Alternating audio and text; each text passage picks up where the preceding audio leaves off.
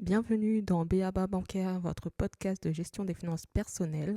La thématique du jour est passe à l'action avec le défi des 3 mois. On se retrouve après le générique. Allahu Akbar. Tu hi meri Maula, tu hi meri Maula. Allah, tu hi meri Maula, tu hi meri Maula. Allah, tu hi meri Maula, tu hi meri Maula. Allah, tu hi meri Maula, tu hi meri Maula. Subhanallah.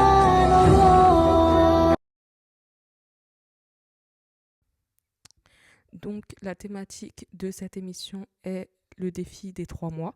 Donc, l'objectif, après avoir écouté cet épisode, est de mettre les choses en place et de passer à l'action. Donc, pourquoi 3 mois? Parce que moi, quand j'ai commencé dans le monde des finances et dans l'éducation financière, il m'a été recommandé, en fait, même dans une vidéo, qu'il fallait 3 mois pour voir des résultats, 3 mois pour s'habituer, pour s'adapter, etc. Effectivement, au bout de 3 mois, j'ai vu des résultats. Vraiment, le premier mois, bon, ok, j'ai testé. Deuxième mois, je commençais à voir un peu comment ça marchait. Ah oui, d'accord, il y a ci, il y a ça qui change. Mais je l'ai vraiment bien senti et il y a eu un impact vraiment au bout de 3 mois. D'où le 3 mois, ça va demander, soit ça peut être super fluide si vous aimez ça, vous êtes concentré, etc. Et si ça peut être un peu ennuyeux, embêtant, oh là là, il faut que je rajoute une ligne, oh là là, franchement, il faut tenir, il faut s'accrocher, c'est important, il faut faire les 3 mois et vous vous remercierez plus tard. Donc voilà, donc le défi des 3 mois. Et donc je vous donne les différents conseils que j'ai pu faire durant ces 3 mois. Donc tout premier conseil, je dirais la psychologie. Tout part du cerveau, de la pensée. On pense d'abord avant d'effectuer quelque chose, de faire quelque chose ou d'invoquer et de demander quelque chose, naturellement. Donc franchement, c'est la psychologie, la façon de penser, la façon de croire, la façon d'en avoir envie qui va donner l'énergie et le boost à poser l'action, en fait, tout simplement. Donc déjà, dans vos finances personnelles, pensez à votre épargne, à vouloir faire de l'épargne, à vouloir mettre de l'argent de côté, pourquoi vous faites ça, etc. Pensez positif, c'est super important. Parce que si vous vous dites, ah non, mais par exemple, moi, je ne pourrais pas me faire 100 euros supplémentaires ou 500 euros supplémentaires ou 1000 euros supplémentaires dans mon épargne parce que j'ai X, Y charge, parce que j'ai ça à faire. Oui, mais non, mais finalement, il y a tel imprévu. Non, mais voilà, j'ai tant d'envie, tant de tentation, je peux pas et tout ça. C'est mort. Clairement, c'est mort. Il faut se discipliner. Il faut se discipliner et se dire, ok, je suis à tel endroit. Donc déjà, savoir d'où on part et pas se donner des objectifs trop grands. Parce que c'est sûr que là, ça crée une frustration. Surtout au début, ça crée une frustration. Par la suite, pourquoi pas? Parce que vous avez compris la DA, vous avez compris comment ça marche et que vous voyez que vous êtes bien, quoi. Donc là, vous pouvez vous donner des objectifs plus grands, plus impactants, etc. Mais moi, je recommande et je conseille, franchement, pour débuter, une petite somme. Genre, limite, si c'est 100 ou 500 euros supplémentaires dans vos épargnes, que vous arrivez après avoir fait vos charges fixes, variables, etc. Vous avez bien posé vos lignes et que vous voyez que vous pouvez réduire, bien évidemment. Voilà, faut pas aller se foutre dans le 36 points. Voilà, il faut vraiment chercher un confort quand même, un minimum. Essayez d'augmenter du coup votre épargne. Pensez à l'objectif que vous voulez. Visualisez, 1, 2, 3, excusez-moi. Visualisez-le et pensez que c'est possible, que c'est positif, que vous partez de là et vous voulez arriver là et c'est là que vous allez arriver, quoi. Voilà, et vous allez tout mettre en œuvre pour le faire. Comme ça, quand vous avez envie de faire une dépense, vous allez réfléchir à deux fois parce que j'ai tel objectif à atteindre, mais si je dépense là, du coup ça va pas le faire, en fait, je vais pas atteindre mon objectif. Ou vous voulez l'atteindre le plus rapidement possible dans un laps de temps, par exemple peut-être en un mois. Donc ok, si je dépense pas pour X ou Y, un truc qui est pas forcément important ou un truc que vous n'avez pas prévu déjà, tout simplement, et vous voulez arriver le plus vite possible et passer à un objectif ou à autre chose dans votre vie, ou juste mettre le check pour dire ok, ça c'est fait. Donc voilà, donc juste pour ça, ça va vous éviter déjà psychologiquement, ça va vous préparer et vous allez être comment dire, vous préparer à discipliner, à ne pas dépenser pour. Parce que vous savez que si vous dépensez pour, vous allez reporter au mois prochain. Vous allez dire, non, mais attends, j'ai telle entrée après le mois prochain, le mois d'après. Et en fait, quelque chose qui peut se faire en un mois, si vous arrivez à vous discipliner et à vous écouter et à vous respecter et tout ça, ça peut se faire en un mois au lieu en 3 qui est plus fatigant et décourageant également. Je vais vous dire un peu l'envers du décor. Donc là, je sors un peu du podcast. Je fais un peu trame par trame. Des fois, j'enchaîne en une seule trame et le podcast, il est bon. Et des fois, je coupe morceau par morceau pour être bien clair et bien fluide dans tout ce que je dis. Et là, la dernière trame que je viens d'écouter, je sais pas s'il y a un TGV qui me court après. J'avoue, je sais que je parle vite, naturellement. Parce que quand je fais mes podcasts, pour pouvoir être fluide et parler, dire tout ce que je pense, je m'imagine en train de dialoguer avec une copine. C'est plus simple, parce que parler seul devant un micro, c'est pas facile. Donc, depuis que je fais ça, j'ai l'impression que ça marche, et enfin, tant mieux. Mais là, je viens de m'écouter. Je vais la laisser quand même, parce que c'est important, et je sais que je ne vais pas le redire deux fois de la même manière, les conseils qui sont dits, mais j'ai l'impression que j'ai vraiment un TGV derrière moi. Je vais essayer d'aller plus doucement, plus mollo, parler plus calmement, plus posément, tranquille. Bon, on se remet dans le podcast. Deuxième conseil. Donc, le premier conseil, c'était la psychologie et la pensée positive. Le deuxième conseil, c'est l'objectif, se donner un objectif. Donc, quand je dis un objectif, bon, un objectif, ça peut être le chiffre, le montant hein, qu'on veut atteindre, ou plutôt mettre derrière pour pouvoir se motiver vraiment, mettre un objectif, quelque chose à faire, à programmer ou à acheter ou à investir, voilà, ou pour faire plaisir à vos enfants, ou je sais pas. Mettre un objectif, une idée derrière cette somme. Voilà. Si j'arrive à telle somme, je vais pouvoir, je sais pas moi, me faire plaisir. Je vais pouvoir faire plaisir à mes enfants. Je vais pouvoir faire plaisir à mes parents. Je vais pouvoir... Enfin bon, après je dis ça, mais ça c'est plus une dépense. Parce qu'en fait, on n'est pas dans une épargne. C'est-à-dire que là, si tu mets de côté pour dépenser derrière, à la limite, si tu as... si tu as l'énergie, fais le double. Comme ça, il y a 50%, tu fais plaisir aux gens, tu te fais ou plaisir à toi-même tout simplement parce que tu veux te féliciter d'avoir réussi l'objectif. Et enfin pas ou et l'autre 50%, bah voilà, tu le gardes dans ton épargne. Voilà. Donc après, tu mets le montant que tu veux, comme j'ai déjà dit. Si tu veux faire 100 euros, enfin, si tu as un objectif de 50 euros, je sais pas ce que tu fais dans la vie, de 50 euros, tu peux te dire objectif 100 euros. 50 euros pour l'idée, pour déposer l'argent, et 50 euros pour me faire plaisir. Si tu as un objectif de 100 euros, tu mets 200. Et puis en plus, ça d'ailleurs, oui, c'est pas mal. Là, il y a un truc qui me vient à l'esprit, là, quand je dis ça, c'est... même si on se donne un objectif à atteindre, limite se donner un objectif minimum en fait. Genre si tu te dis, comme j'ai dit là, 100 euros, essaye de voir si tu peux pas faire tu vois, de temps en temps pousser un peu plus, mettre 150. Je parle bien évidemment toujours des épargnes. Mettre 150. Parce que tu seras toujours fier de toi. Parce que là, peut-être l'effort que tu as à faire là sur le mois en question, le mois d'après, je dirais pas sois plus indulgente, pas du tout. Le mois d'après, là, si c'est 100 euros aussi, ça sera 100 euros aussi. C'est pas parce que tu as mis 150 le mois d'avant que tu peux dire je peux me permettre de descendre à 70. Non, non, non, non. Tu sais 100 euros aussi. Pas plus, pas moins. Maintenant, si tu peux mettre 2 fois, faire l'effort supplémentaire de le prendre je ne sais où et de rajouter tes 50 euros supplémentaires qui n'étaient pas prévus comme le mois précédent, ce qui te fait, au lieu à la base de faire 200 euros sur 2 mois, donc 100 euros, 100 euros, tu te retrouves à faire 300 euros. Tu sais, c'est des petits défis comme ça, des petits challenges comme ça que tu te donnes. Tu vois, et avoir toujours la vision. Ok, comme j'avais dit, par exemple, doubler aussi l'argent. Ça peut être une vision. C'est-à-dire que tu as 50% qui est de l'idée que tu veux, de l'objectif que tu veux, ce pourquoi tu veux dépenser ton argent. Voilà. Et l'autre 50%, bah, pour que ça puisse être en épargne, éviter les dépenses. C'est surtout ça qu'on cherche. Voilà. Et si c'est beaucoup, bah, juste avoir, se dire, ok, je veux de l'épargne et pour être bien. Parce que de toute façon, l'épargne, il faut se dire, c'est pour en cas de, comme j'ai dit, de problème, de faire face au problème, d'être indépendant face à notre problème, de ne pas devoir tendre la main, s'il te plaît, tu peux me donner ci, s'il te plaît, tu peux me donner tant, ou se prendre à crédit, etc. Voilà, enfin c'est voilà, et puis les gens, voilà, généralement ça peut bomber, on connaît l'être humain, ça peut bomber, ça peut te refuser ou ça peut tout simplement pas te donner le montant demandé et ça se comprend. C'est pas facile d'avoir de l'argent de nos jours. Donc voilà, on va accuser personne, on va montrer personne du doigt ou quoi que ce soit.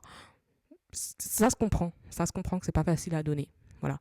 Donc juste pour sa dignité personnelle ou son bien-être, éviter de demander, même si les gens, il y en a, ils ont des bons cœurs, il n'y a pas de problème. Voilà. Être sûr, être serein, compter sur soi-même, c'est ce qu'il y a quand même de plus important. Donc voilà, donc premier objectif, psychologie, pensée positive. Deuxième objectif, vision. Franchement, la vision, on se donne un objectif, une idée derrière le montant à avoir, à atteindre pour pouvoir tenir le cap. Troisième conseil, prenez une feuille. Prenez un stylo, mettez pause, allez chercher votre stylo, allez chercher votre feuille ou prenez une note dans votre téléphone. Mais il faut écrire.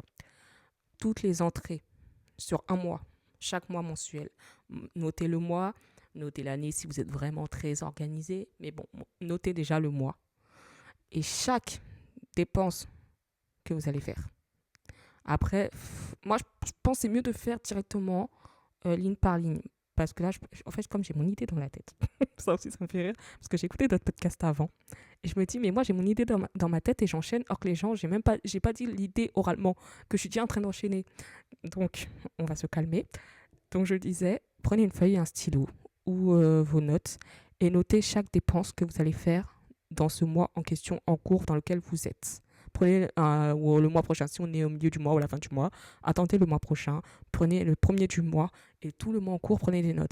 Là, l'idée du coup que j'avais dans la tête, j'avoue qu'on peut faire ses comptes directement avec comment ça s'appelle, le relevé de compte bancaire, etc. Mais oui, c'est vrai, c'est possible. Mais voilà, ça arrive à la fin du mois. C'est mieux quand c'est écrit, c'est noté, c'est suivi. Je sais pas comment vous expliquer. C'est là, c'est en live, c'est direct. Vous voyez? Et vous-même, vous le notez. C'est pas l'ordinateur qui écrit, vous allez faire un petit check, une petite observation et tout. Ça, c'est un truc supplémentaire, ça aide. Mais notez avec votre main vous-même. Faites l'effort et vous allez sentir comment vous dépensez et comment ça fait mal de temps en temps. Donc, je reviens parce que j'aime trop m'égarer. Vous prenez une feuille, un stylo ou vos notes dans votre téléphone. Voilà. Et vous le suivez. La moindre dépense que vous avez fait mensuellement, vous la notez. La moindre sortie, c'est-à-dire, je sais pas moi, là j'ai un yaourt devant moi, 4 pots de yaourt, acheter, la date vous la mettez pas, c'est le mois qui compte. Enfin, vous la mettez pas, si vous voulez la mettre, vous la mettez, hein, mais bon, voilà. Donc, par exemple, on est au mois de quoi là? On est au mois de mars. Les 4 pots de yaourt, je sais même pas ça coûte combien les 4 pots de yaourt, moi. On va dire 10 euros. Vous mettez 4 pots de yaourt, 10 euros. Vous le notez. Vous achetez, j'ai une souris devant moi. Quand j'ai une souris, c'est bien la souris de l'ordinateur. Donc imaginez, je sais pas moi, 100 euros la souris. Achat de souris, 100 euros. Achat de nanana, machin. Voilà, vous notez chaque dépense. Vraiment. Et à la fin du mois, vous regardez combien vous avez dépensé. Voilà. Une fois que vous avez vu combien vous avez dépensé, vous allez plus prendre conscience sur 3 mois. Vous faites ça pendant 3 mois. Comme ça, vous allez pouvoir suivre vos dépenses. Vous allez savoir dans quoi vous mettez vraiment vos sous. Et vous allez savoir au fur et à mesure qu'est-ce qui peut être retiré, qu'est-ce qui peut être diminué. Ça sera plus clair pour vous. Or que quand on a la carte bleue, comme je disais, oui, ok, on peut suivre nos comptes et tout directement sur le téléphone, on attend la fin du mois, on fait les comptes et tout. Non. Parce que c'est trop facile. Le fait qu'on a la carte bleue, on croit qu'on est millionnaire. On peut tous se dire, non, mais je fais attention. Si, crois-moi, même toi qui fais le plus attention possible, parce que, voilà, crois-moi, tu crois que t'es millionnaire, tu te rends pas compte. Tu dis, ah, j'ai une envie, boum, je balance la carte. Ah, j'ai une envie, boum, je balance la carte. Et en plus, maintenant, on met même plus de code. C'est en sans contact, attention. En sans contact, la rapidité de la chose. Est-ce que tu as le temps de réfléchir même? Je crois pas. Tu vois? Donc maintenant, quand tu as envie de faire un achat, bon, après, bon, même quand tu es en magasin et tout, tu fais ton boom, c'est-à-dire que tu passes avec ta carte, ton paiement sans contact. Mais quand tu rentres chez toi le soir, ou même la journée, moi, même, est-ce que vous me connaissez? Moi, ça veut dire, à moins que vraiment, ouais, j'ai une petite flemme, ou voilà, je prends du temps, mais généralement, à peine c'est sorti de ma carte, à peine c'est noté. Autant c'est sorti, autant c'est noté. Il faut vraiment que je vais pas dire que c'est rare, parce que bon, j'avoue, des fois, j'ai la flemme. Mais je me discipline, je me dis, note tout de suite. Même pas parce que je vais oublier, hein, parce que je laisse toujours les notifs dans le téléphone, histoire de me rappeler au cas où quand je retouche mon téléphone. Je note, ça sera noté. Et généralement, je m'embrouille moi-même pour me dire, note-le maintenant, tout de suite. Voilà. Donc je note la ligne. À force de noter les lignes, déjà je sais où part mon argent. Il y a de l'économie parce que du coup, comme je sais où part mon argent, quand il y a des choses qui m'arrangent plus, je dis mais pourquoi je fais ça? Mais pourquoi je mets autant? Ah ouais, c'est énorme, je mets ça dans ça. Ah ouais, j'abuse. Hein. Par exemple, je sais qu'il y en a qui vont rigoler derrière ce podcast. J'étais une meuf Uber Eats à un moment donné, c'était ma life. Franchement, à un moment donné, quand je vous dis c'était ma life, c'était quelque chose. J'avais toujours la flemme d'aller en cuisine, d'aller faire les courses et tout ça. Donc du coup, je me dis bon, allez, une Uber Eats une fois, une Uber Eats 2 fois. Bon, vas-y, Uber Eats, tranquille. J'ai noté chaque ligne d'Uber Eats. Je vous jure, quand j'ai fait le compte là, je peux même pas dire. La honte, je peux pas dire. J'ai dit, mais attends, j'ai mis autant de Uber Eats? Non, mais c'est une blague. Donc, ce qui veut dire que maintenant, moi-même, naturellement, j'ai vu, en fait, j'ai vraiment vu la dépense. C'est pas j'ai mis, j'ai oublié, j'ai mis, j'ai payé, j'ai oublié, j'ai mis, j'ai payé, j'ai oublié. Maintenant, j'avais la somme totale à la fin du mois devant moi. Croyez-moi, si on m'avait dit, bon, tu prends tant dans ton épargne ou dans tes comptes et tu déposes là, on va mettre ça dans Uber Eats. Vous croyez que j'aurais mis ça, mais est-ce que j'aurais répondu même? Est-ce que j'aurais mis ça à jamais de la vie? Je me serais débrouillée pour aller chercher mes pâtes et mes compagnies. C'est mort. Mais comme j'étais en mode j'ai la carte bleue, c'est tranquille. Bon, allez, c'est vrai, ça fait 2-3 fois, mais bon, j'ai encore une petite envie. Oh, vas-y, encore la flemme de me lever, de faire quelque chose. Bim, je passais la carte. Je vous jure que quand j'ai vu les lignes, je sais où part mon argent. Et je sais ce que je fais de mon argent. Et ça, là, plus jamais. Plus jamais. Franchement, plus jamais. Donc, faites-le. C'est facile de dire non, mais moi je fais attention, non, mais je mets pas dans n'importe quoi. On le fait tous. Et ça va vite. On s'en rend pas compte comment ça va vite. Et comment c'est impressionnant. On s'en rend même pas compte des fois qu'on a mis une somme de fou qu'on aurait pu éviter. Donc voilà, notez chaque dépense, chaque sortie. Il n'y a rien de un truc à 1 centime, tu le notes. Un truc à 1000 euros, tu le notes.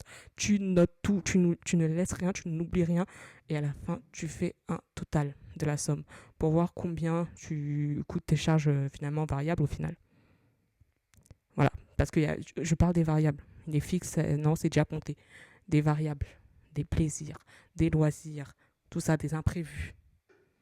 Les imprévus, c'est pas de ta faute. Donc, ok, c'est là, tu comptes, d'accord, il m'a fallu tant, ça serait bien que je fasse une petite enveloppe de temps, etc. Mais les loisirs bizarres, là, mania, là, c'est de ça que je parle.